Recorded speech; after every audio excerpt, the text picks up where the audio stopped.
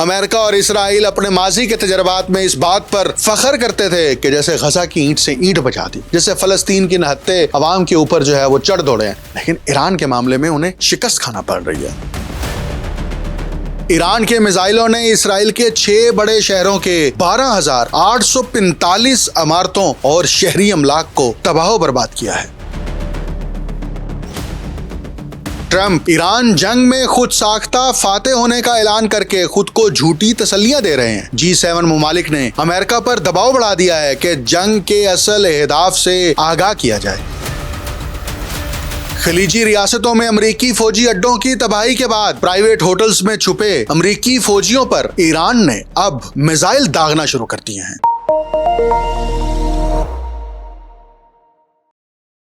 آپ دیکھ رہے ہیں انٹولڈ سٹوری ود ڈاکٹر اکمل سومرو۔ کئی دہائیوں تک امریکی بالادستی ایک سادہ حقیقت پر قائم تھی۔ جب واشنگٹن قدم آگے بڑھاتا تھا تو دوسرے اس کی پیروی کرتے تھے، خاص طور پر یورپ کے ممالک۔ لیکن اب وہ دور ختم ہو رہا ہے، بلکہ ختم ہو چکا ہے۔ ایران کے ساتھ جاری کشیدگی نے نہ صرف ایک علاقائی بحران کو جنم دیا ہے، بلکہ اس سے کہیں زیادہ اہم اس حقیقت کو بے نقاب کیا ہے، یعنی امریکی طاقت کی واضح حدود وہ کیا ہے۔ یہ اس لیے نہیں کہ امریکہ فطری طور پر کمزور ہے، بلکہ اس لیے کہ وہ تیزی سے تنہا ہوتا جا رہا ہے۔ یہ ایران جنگ کا سب سے بڑا نتیجہ ہے۔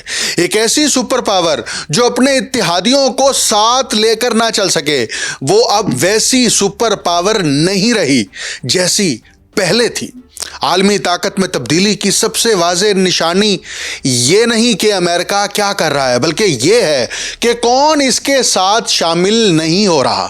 ایران کے بحران کے آغاز سے ہی واشنگٹن اپنے یورپی اتحادیوں میں سے حتیٰ کہ ایک محدود اتحاد بنانے میں بھی مشکلات کا شکار نظر آتا ہے۔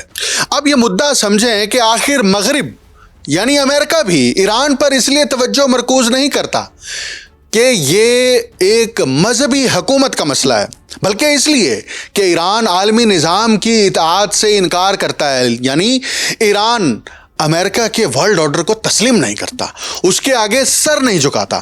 ایران دنیا کے بڑے تیل اور گیس کے ذخائر رکھتا ہے، مگر وہ انہیں آزادانہ طور پر فروخت نہیں کرتا، نہ ان کی قیمت ڈالر میں طے کرتا ہے اور نہ ہی مغربی کمپنیز کو اپنے ہاں کام کرنے دیتا ہے۔ یہی چیز اسے فوجی نہیں بلکہ مالی لحاظ سے بھی انتہائی خطرناک بناتی ہے۔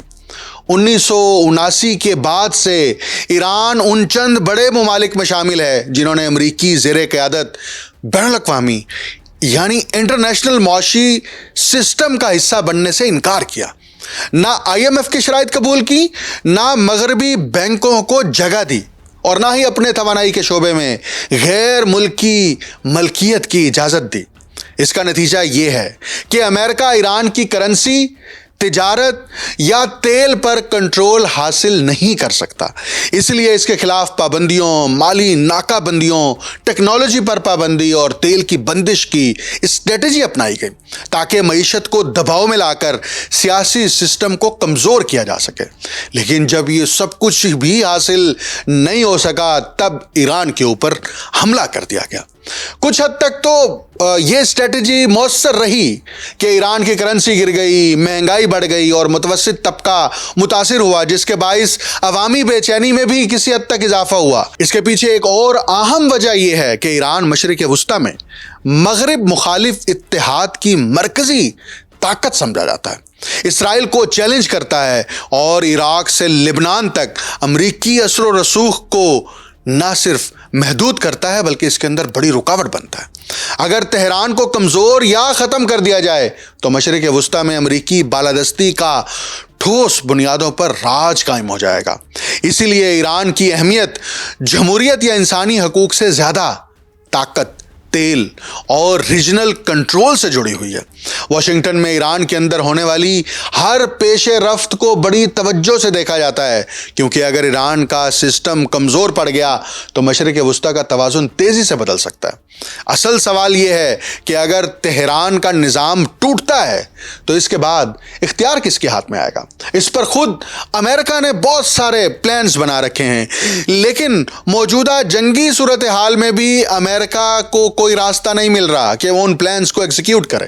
اس کی بنیادی وجہ ایران کا وہ اپنا داخلی سیاسی ڈھانچہ ہے جس پر 47 برس تک مسلسل محنت کی گئی ہے۔ ابھی تو آپ دیکھیں کہ ایران کی ٹاپ لیڈرشپ، سپریم لیڈر سے لے کر نیچے کمانڈرز تک، سب کو ختم کر دیا گیا، شہید کر دیا گیا، لیکن اس کے باوجود وہاں پر سسٹم اتنا مضبوط ہے کہ وہ ان آرڈر ہے۔ احکامات جاری ہو رہے ہیں، کس چیز کے؟ اسرائیل پر حملوں کے، امریکی فوجی اڈوں پر حملوں کے، اور داخلی طور پر بالکل ہمیں استحکام نظر آتا ہے۔ عوام میں بے چینی نہیں ہے، اضطراب نہیں ہے، اور یہی سب سے بڑی امریکہ اور اسرائیل کی شکست ہے۔ اب ایک طرف تو یہ صورتحال ہے، دوسری طرف ابھی نئی خبر یہ آئی ہے کہ ایران جنگ کے معاملے کے اوپر اسرائیلی وزیر اعظم نیتن یاہو اور اسرائیلی خفیہ ایجنسی موساد کے سربراہ ڈیوڈ ہارنیا کے درمیان اختلافات شدت اختیار کر گئے ہیں۔ موساد کے سربراہ ایک ہفتے سے وزیر اعظم نیتن یاہو کی قیادت میں ہونے والی اہم میٹنگز میں شرکت ہی نہیں کر رہے۔ اختلاف کی بنیاد جو ہے بتائی جاتی ہے وہ اسرائیلی وزیر اعظم کی جانب سے موساد سربراہ پر الزامات سے شروع ہوئی۔ میڈیا رپورٹس میں یہی بتایا جا رہا ہے کہ نیتن یاہو نے الزام لگایا کہ موساد سربراہ نے اسرائیلی حکومت کو ایرانی فوج کی طاقت، کیپیسٹی، ایران کی سیاسی اور سماجی صورتحال سے متعلق غلط معلومات دے کر انہیں گمراہ کیا ہے۔ موساد سربراہ کی انہی غلط معلومات کی بنیاد پر ایران کے خلاف جنگ شروع کی گئی، جس کا نتیجہ غیر یقینی ہے۔ جبکہ شکست ہوئی تو یہ جنگ اسرائیل کے وجود کے لیے خطرہ بن سکتی ہے۔ موساد کا موقف ہے کہ اسرائیلی وزیر اعظم کو حقائق پر مبنی رپورٹس دی گئی تھیں، مگر نیتن یاہو نے اپنے طور پر جنگ شروع کی اور ناکامی کی ذمہ داری اسرائیلی وزیر اعظم پر ہی عائد ہوتی ہے۔ اگر موساد اور اسرائیل کی حکومت کے درمیان یہ اختلاف مزید شدت اختیار کرتا چلا گیا تو یقیناً موساد ایران کے اندر سے جو معلومات جمع کرتا ہے ان جاسوسوں کے ذریعے جو CIA اور موساد کے لیے کام کرتے ہیں، اس سسٹم کے اندر ایک بڑی دراڑ پیدا ہو سکتی ہے۔ اسرائیل نے ایران کے خلاف یہ جنگ مسلط کر کے نہ صرف اپنے لیے راستے بند کیے ہیں بلکہ امریکہ کو بھی پریشانی سے دوچار کر رکھا ہے۔ اب دوسری طرف کا منظرنامہ دیکھیں۔ ایران کے اسرائیل پر تابڑ توڑ حملوں نے تل ابیب کی جنگی طاقت کو ہلا کر رکھ دیا۔ ٹرمپ اور نیتن یاہو دونوں مل کر بھی اس جنگ سے نتائج حاصل نہیں کر پا رہے۔ کیا نتائج ہیں اور کیا نتائج ہونے چاہیے تھے؟ سب سے بڑا نتیجہ یہ تھا رجیم چینج۔ دوسرا بڑا نتیجہ یہ تھا کہ ایران امریکہ اور اسرائیل کی اتنی بڑی طاقت کے آگے سرنڈر کرتے۔ دونوں کام نہیں ہوئے، لیکن ایران نے جنگ کے جواب میں اسرائیل کا حشر نشر کیا ہوا ہے۔ کیسے؟ یروشلم پوسٹ نے ایک تہلکہ خیز خبر جاری کی ہے اور ڈیٹا شائع کیا ہے۔ ایران کے میزائل اور ڈرونز کی زد میں اسرائیل کے 12,845 گھر اور عمارتیں تباہ ہو چکی ہیں۔ اسرائیل کی حکومت کو 12,845 ایسی درخواستیں موصول ہوئی ہیں جس میں جنگ سے ہونے والے تباہی کے ازالے کی اپیل کی گئی ہے۔ اسرائیلی قانون کے مطابق ان افراد کی عمارتوں کا جائزہ لینے کے بعد اور ان کے املاک کو پہنچنے والے نقصان کی جانچ پڑتال کرنے کے بعد اسرائیلی حکومت انہیں رقم ادا کرے گی۔ رپورٹ کے مطابق جو یروشلم پوسٹ نے شائع کی ہے کہ تل ابیب میں 6,543، اشکلون شہر میں 4,371، عکا میں 1,221، تبریہ میں 61، یروشلم میں 313 اور ایلات میں 36 ایسے دعوے دائر کیے گئے ہیں جن کی عمارتوں کو، گھروں کو اور املاک کو ایرانی میزائل سے نقصان پہنچا ہے۔ اب سوال یہ ہے، کہاں ہے اسرائیل کا جدید ترین آئرن ڈوم سسٹم جس پر اسرائیل فخر کرتا تھا اور یہ کہتا تھا یہ خدائی طاقت ہے کہ جس کے تحت ہم نے اسرائیل کو تحفظ فراہم کر دیا ہے؟ جناب، وہ आयरन डोम का पूरा सिस्टम ईरान ने तबाह कर दिया है। ईरान ने अमेरिका की सुपर पावर को भी चैलेंज कर दिया है और इसराइल का अस्करी ताकत का खुमार भी खत्म कर दिया है। अब इसराइल और अमेरिका जब दोनों इस जंग के अंदर फंस चुके हैं, खलीजी रियासतों से खुलकर जो है वो हिमायत नहीं की जा रही, और हिमायत के साथ साथ खलीजी रियासतों की जानिब से इस जंग के इखराजात बर्दाश्त करने के लिए अमेरिका को किसी भी मद में फंडिंग नहीं की जा रही, पैसे नहीं दिए जा रहे। और स्ट्रेट ऑफ हुर्मुज़ जो पहले ओपन ट्रेड के तहत खुली थी, यहाँ से रोज़मर्रा की बुनियाद पर जहाज आते थे जाते थे और दुनिया की जो मार्केट थी वो स्टेबल थी, अमेरिका की फाश गलती ने इस पूरे सिस्टम को तबाह कर दिया है। अब अमेरिका एक नया रास्ता तलाश करने की कोशिश कर रहा है। ईरान जंग के दौरान पहली बार ट्रंप और मोदी की बाकायदा तौर पर एक टेलीफोनिक गुफ्तगू हुई है, और इस टेलीफोनिक गुफ्तगू का पस मंजर यह है कि इसराइल की जंग मुसल्लत करने से 2 दिन पहले मोदी इसराइल गए थे, वहां की पार्लियामान से खिताब किया था और इस अज़म और इत्तेहाद का इजहार किया था कि अगर ईरान के अंदर रजीम चेंज होता है और वहां पर ऑपरेशन के जरिए से तब्दीली आती है तो ईरान, इसराइल और इंडिया तीनों मिलकर इस खित्ते के अंदर नई ग्रेट गेम खेलेंगे और अमेरिका की नई प्रॉक्सी बनकर नया मंसूबा लागू करेंगे। लेकिन उन्हें शिकस्त का सामना करना पड़ा। अभी ये जो टेलीफोनिक कॉल की गई है ट्रंप की जानिब से मोदी को, इसमें एक इंतहाई हैरानकुन बात यह है कि जो रिपोर्ट्स आ रही हैं सामने कि इस कॉल के दौरान टेलीफोन लाइन के ऊपर जो है वो एलॉन मस्क भी शामिल थे। यानी 2 रियासतों के सरबराहान के दरमियान गुफ्तगू हो रही है और उसका जो तीसरा फरीक है वो एक अमरीकी शहरी है जिसके पास कोई हुकूमती ओहदा नहीं है, ना वो मुशीर है, जैसे पहले वो डॉज का सरबराह बनाया गया था, लेकिन अब वो भी नहीं है। और एलॉन मस्क और ट्रंप के इख्तलाफात संगीन हो गए थे। अब मुझे यूं लग रहा है कि इस कॉल में एलॉन मस्क को बुलाने का मकसद ये हो सकता है कि जो स्टार लिंक की टेक्नोलॉजी है उसके जरिए से कोई नया सेटअप बनाया जाए जहां से मजीद ईरान के अंदर से मालूमात हासिल की जाए और इंडिया जो है उसमें सहूलत कारी करे। और अगर इंडिया इसमें सहूलत कारी करता है तो याद रखें ईरान जो है वो अपनी पॉलिसीज़ में इस जंग के दौरान बिल्कुल क्लियर है।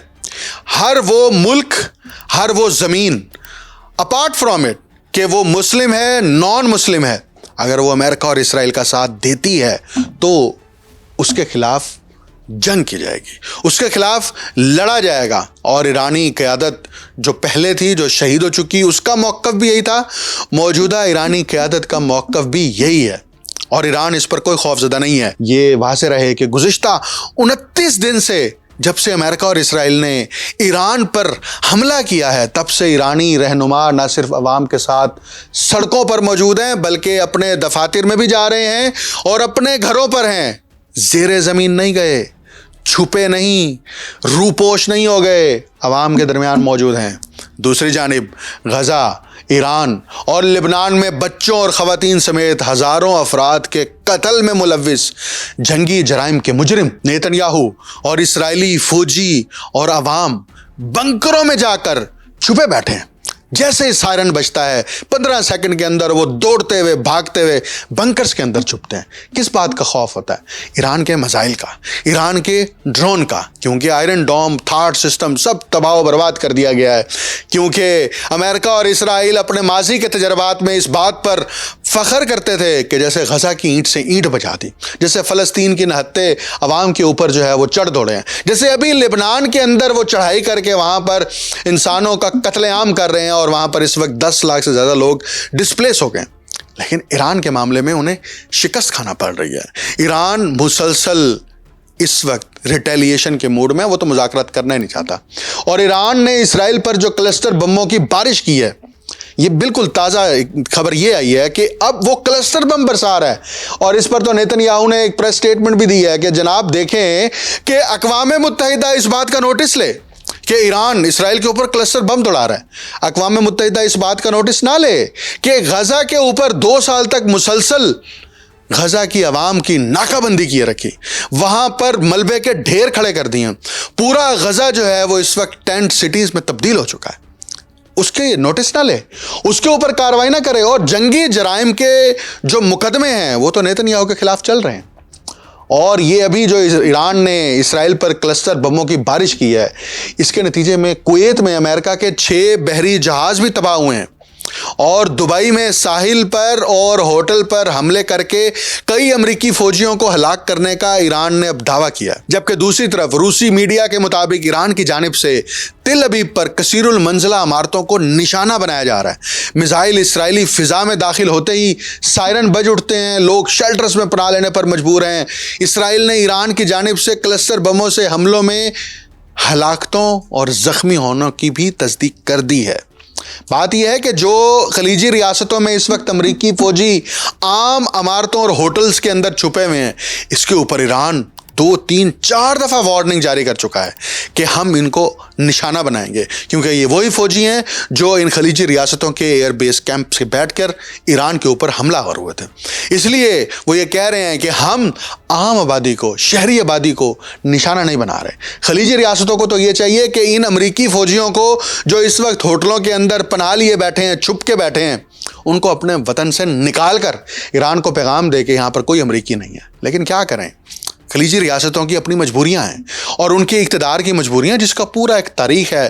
کبھی موقع ملا تو اس پر میں ایک الگ سے پورا پروگرام کروں گا۔ ابھی جو ایرانی میڈیا نے جو رپورٹ کی ہے، اس نے یہ بتایا ہے کہ ایران کی فوج نے کویت کی الشیوخ بندرگاہ پر امریکہ کے 6 ٹیکنیکل جہازوں کو نشانہ بنایا ہے، اور ایران کے میڈیا کے مطابق 3 لڑاکا جہاز سمندر میں غرق ہو گئے، جبکہ دیگر 3 میں اس وقت آگ لگی ہوئی ہے۔ پاسداران انقلاب کے مطابق جو وعدہ صادق 4 نامی آپریشن اسرائیل اور امریکہ کے خلاف شروع کیا گیا ہے، اس کے تحت دشمن پر حملے کی 84ویں ویو جو ہے وہ دبئی کے ساحل اور ایک ہوٹل میں امریکی اہلکاروں کو خودکش ڈرون سے نشانہ بنا کر شروع کی گئی ہے۔ ایرانی حکام کے مطابق ان دونوں حملوں میں کئی امریکی فوجی مارے گئے ہیں۔ سعودی عرب کے علاقے الخرج میں پرنس سلطان ایئر بیس کو بھی نشانہ بنانے کا دعویٰ کیا گیا ہے، جس میں ری فیولنگ اور ایئر سپورٹ فلیٹ کو ہدف بنایا گیا ہے۔ یہ وہی بات ہے کہ خلیجی ریاستیں اگر امریکی فورسز کو اپنے اڈے نہیں دیتی اور یہاں پر ان کی انسٹالیشن نہ ہوتی تو ایران کے جنگ کی صورتحال نقشہ بالکل مختلف ہوتا۔ اور اب بھی اگر امریکہ نے ایران کے اوپر فوج کشی کرنے کا منصوبہ عملی طور پر نافذ کیا تو انہی خلیجی ریاستوں کی اور مشرق وسطیٰ کی زمین استعمال ہوگی۔ اور یاد رکھیں، یہ زمین مسلم ممالک کی ہے، اور ایک مسلم ملک کی زمین دوسرے مسلم ملک کے خلاف استعمال ہونا یہ بربریت، جہریت اور بین الاقوامی سامراجیت کا بالکل کھلا اور واضح ثبوت ہے۔ اب ایک طرف تو یہ ریاستیں یہ کردار ادا کر رہی ہیں، دوسری طرف ایران امریکہ جنگ کے معاملے پر پاکستان کی جو سفارتی کوششیں ہیں وہ اب بھی جاری ہیں۔ اس دوران ابھی ایک اور خبر یہ آئی ہے کہ سعودی عرب، ترکیے اور مصر کے جو وزرائے خارجہ ہیں وہ پاکستان کا دورہ کریں گے، اور یہ دورہ آئندہ ہفتے متوقع ہے۔ پہلے یہ ظاہر کیا جا رہا تھا کہ یہ ملاقات ان تینوں ملکوں کے درمیان جو ہے وہ ہوگی استنبول کے اندر، لیکن اب یہ ملاقات اسلام آباد میں ہوگی، اور یہ دورہ اگر ہوتا ہے تو یہ عملی طور پر اس بات کا اظہار ہوگا کہ مذاکرات کا باقاعدہ آغاز اس طرح سے ہو گیا ہے کہ فارملی اب میٹنگز ہونا شروع ہوئی ہیں۔ اس سے پہلے ٹیلی فونک پر جو ہے وہ بات چیت مسلسل چل رہی ہے، لیکن ایران تو ان مذاکرات کا سرکاری سطح پر انکار کر رہا ہے کہ نہ وہ مذاکرات کا حصہ ہیں، اور نہ وہ مذاکرات کرنا چاہتے ہیں، اور نہ وہ کسی مذاکرات کو مانتے ہیں۔ اس کی وجہ یہ ہے کہ امریکہ اور اسرائیل دونوں نے مل کر نہ صرف ایران کو دھوکہ دیا ہے، بلکہ مکاری، عیاری اور چلاکی کے ذریعے سے جو ہے ایران کے اوپر مذاکرات کے بالکل درمیان میں حملہ کر کے جنگ مسلط کی ہے۔ اب اسی بات کے اوپر یہ معاملہ ہے کہ مذاکرات پر امریکی وزیر خارجہ مارکو روبیو نے بیان جاری کیا ہے کہ امریکہ منتظر ہے کہ کون مذاکرات میں ایران کی نمائندگی کرے گا، لیکن وہ کہتے ہیں کہ ہم یہ بھی کر سکتے ہیں کہ ایران میں زمینی فوج اتارے بغیر اپنے مقاصد حاصل کر لیں۔ لیکن G7 کا اجلاس شروع ہوا ہے، اور فرانس میں G7 وزرائے خارجہ سے ملاقات کے بعد میڈیا سے گفتگو میں مارکو روبیو نے کہا کہ ایران میں فوجی مقاصد پانے کے باوجود بھی ابنائے ہرمز کھلی رکھنا ایک فوری چیلنج بن سکتا ہے، اور انہوں نے یہ کہا کہ امریکہ جنگ ختم ہونے کے بعد ابنائے ہرمز کھلی رکھنے پر بین الاقوامی تعاون حاصل کرے گا۔ خدشہ ہے کہ ایران ابنائے ہرمز کے لیے ٹول سسٹم قائم کرنے کا فیصلہ کر سکتا ہے۔ مارکو روبیو کہتے ہیں ابنائے ہرمز بند کرنا ایک خطرناک فیل ہے اور دنیا کو یہ چاہیے کہ وہ امریکہ کا ساتھ دیں۔ تو جناب مارکو روبیو صاحب، آپ یہ بتائیں کہ ابنائے ہرمز بند کرنا تو خطرناک کھیل ہے، لیکن ایران کے اوپر میزائل داغنا وہ کیا ہے؟ وہ تفریح ہے؟ ایران کی عوام کو شہید کرنا، ان کی پولیٹیکل لیڈرشپ کو شہید کرنا، یہ کیا کوئی سپورٹس ایکٹیویٹی چل رہی ہے؟ اگر ابنائے ہرمز کو وہ بند کرتے ہیں تو یہ ان کا اسٹریٹجک پوائنٹ اور ایجنڈا ہے۔ اور یہ ابنائے ہرمز جو ہے، اگرچہ بین الاقوامی قوانین کے تحت جو عالمی پانی ہے، سمندر ہیں، اس پر کسی ایک ملک کی اجارہ داری نہیں ہے، لیکن سویز کنال ہو، ابنائے ہرمز ہو، یہ دونوں ایک ہی ماڈل کے تحت آپریٹ کرنے چاہیے، اور وہ ماڈل یہ ہے کہ ملک کی سوورنٹی کے اوپر اگر کوئی حملہ آور ہوتا ہے تو پھر اس کو ویسے ہی ملک جواب دے گا جیسے اس پر حملہ کیا گیا ہے۔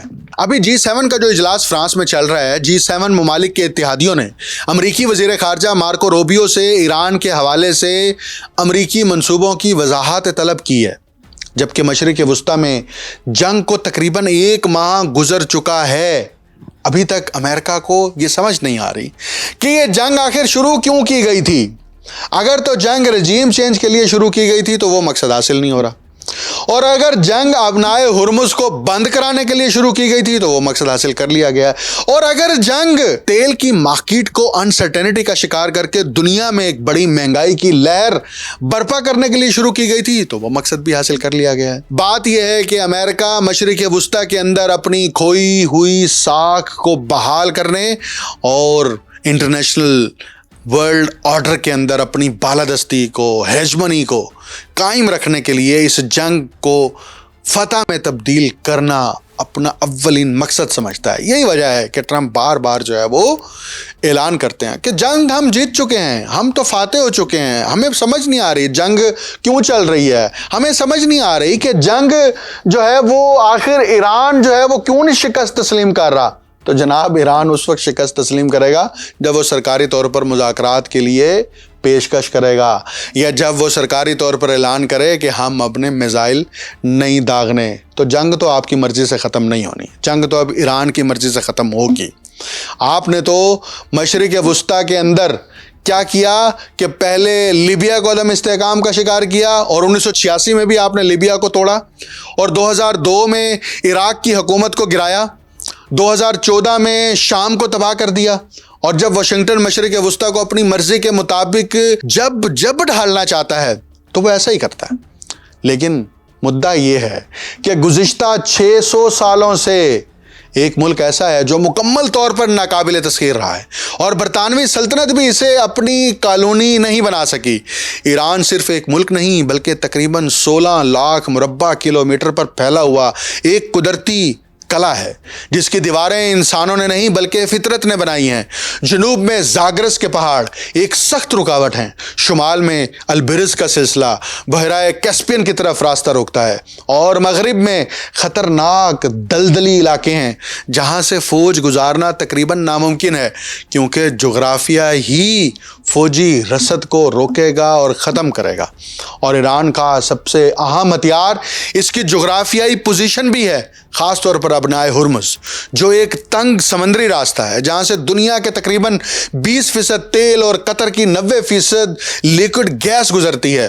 اگر امریکہ یا اسرائیل زمینی حملہ کریں تو ایران کو جنگ جیتنے کی ضرورت نہیں ہے، وہ صرف اس راستے کو مکمل طور پر بند کر دے گا اور عالمی معیشت کو شدید نقصان پہنچے گا۔ ابھی تک ابنائے ہرمز مکمل طور پر بند نہیں ہے۔ جو امریکہ اور اسرائیل کے اتحادی ہیں صرف ان کے جہاز نہیں گزر رہے، باقی ویسٹ ایشیا کے تمام ممالک کے جہاز وہاں سے گزر رہے ہیں، ایشیا کے پورے ممالک کے جہاز وہاں سے گزر رہے ہیں، اور ان ممالک جو اس وقت امریکہ کے اتحادی نہیں بنے ان کے جہاز بھی وہاں سے گزر رہے ہیں۔ اور اگر یہ زمینی حملہ ہوا تو یہ چوک پوائنٹ ہے جنگ کا، جس سے امریکہ کو ایک بدترین شکست کا سامنا ہو سکتا ہے۔ اور اسی طرح ایران کا جو طویل ساحل اور پہاڑی سٹرکچر ہے اسے دفاعی لحاظ سے مزید مضبوط بناتا ہے، جہاں غاروں اور پوشیدہ مقامات میں ہزاروں میزائل سسٹم پہلے سے انسٹال ہیں، جس سے کسی بھی حملہ آور کو شدید نقصان اٹھانا पढ़ सकता है। मगरबी जो मुबसरीन है, तज्जिया कार है, अक्सर ईरान को अंदरूनी तौर पर तकसीम शुदा माशरा समझते हैं, जहाँ मुख्तलिफ कौमियतें हुकूमत के खिलाफ नजर आती हैं, लेकिन बैरूनी हमले की सूरत में ये तकसीम ख़त्म हो जाती है। 1980 में सद्दाम हुसैन ने यही गलती की और ये सोचकर हमला किया कि अंदरूनी इख्तलाफात इसके काम आएंगे, मगर इसके बरक्स ईरान की बड़ी अक्सरियत मुत्तहिद हो गई और 8 साल जंग के बाद भी वो कोई ज़मीन हासिल नहीं कर सके। ईरान की 1 इंच ज़मीन को भी इराक अमरीकी और इसराइली आशीर्वाद होने के बावजूद फतह नहीं कर सका था। ईरान की सबसे बड़ी ताकत इसका हुजम और इसकी स्ट्रेटेजिक गहराई है। अगर कोई फौज सरहद पार भी कर ले तो असल बड़े शहर मुल्क के अंदर बहुत दूर वाक़ हैं, जहां तक पहुंचना आसान नहीं है। इसीलिए कहा जाता है कि अमेरिका जैसे ताकतवर मुल्क भी फिजाई हमले तो कर सकते हैं, मगर ईरान जैसे मुल्क पर ज़मीन पर कब्जा बरकरार रखना इंतहाई मुश्किल काम है। अमेरिका ने ईरान के ऊपर जो हमला किया ये उजलत में भी किया गया है, नाकिस मनसूबाबंदी के तहत भी किया गया है, और पेंटागन, मोसाद, CIA इन सब की गलत असेसमेंट की बुनियाद इस पूरे हमले का पस मंज़र बताती हैं। इसलिए आप देखें कि ट्रंप वो ना सिर्फ इस बात पर परेशान हैं कि इस जंग से बाहर निकला जाए, बल्कि वो बार बार ये कह रहे हैं कि ईरान हमें डील के लिए मिन्नतें कर रहा है। हालांकि ईरान ने कोई डील के लिए मिन्नत नहीं की, ना ईरान की पॉलिटिकल लीडरशिप ने, ना ईरान की मजहबी लीडरशिप ने, और ना ही ईरान के पासदाराने इनकलाब की फ़ोर्स ने किसी किस्म की डील की ऑफ़र नहीं की। लेकिन ट्रंप ये तासुर देना चाहते हैं कि इस जंग के फातेह अमेरिका और इसराइल दोनों हैं, लेकिन मंजरनामा कुछ और है। मशरिक़ वस्ता के अड्डे भी तबाह करा लिए हैं, अपने जदीद डिफेंस सिस्टम को भी तबाह करा लिया है, और इसराइल के अंदर भी तबाही और बर्बादी जारी है, लेकिन ईरान की कौम वैसे ही खड़ी है। मैंने 2 दिन पहले भी प्रोग्राम किया था, आपको फुटेज दिखाई थी कि ईरानी जो हैं वो पार्क्स में चहल पहल कदमी कर रहे हैं, वो घूम फिर रहे हैं, वो एक्सरसाइज कर रहे हैं। ईरान के सदर मॉल्स में फिर रहे हैं, घूम रहे हैं, बिल्कुल वैसे ही जैसे अली लारिजानी कुदस रैली के दौरान पब्लिक के अंदर सड़कों पर घूम रहे थे, मौत के खौफ के बगैर। और याद रखें, जब किसी कौम की हुक्मरान क्लास मौत से बेखौफ हो जाए, किसी भी किस्म के नुकसान से बेखौफ हो जाए, तो साम्राज्य जितना मर्जी ताकतवर हो उसको ज़ेर नहीं कर सकता। और यही ताकत इस वक्त ईरानी कौम की सबसे बड़ी बाइंडिंग फोर्स बन चुकी है, जिसको तोड़ना अब नामुमकिन है, क्योंकि ईरानी इनकलाब को आयतुल्लाह अली खामनाई जैसे बड़े कदावर लीडर, शख्सियत, सुप्रीम लीडर, उनकी शक्ल में उनके पास एक शहादत मौजूद है, और यही शहादत ईरान को मज़ीद ताकत दे रही है और देती रहेगी। मुझे डॉक्टर अकमल सोमरो को इजाज़त दीजिए। अल्लाह हाफ़िज़।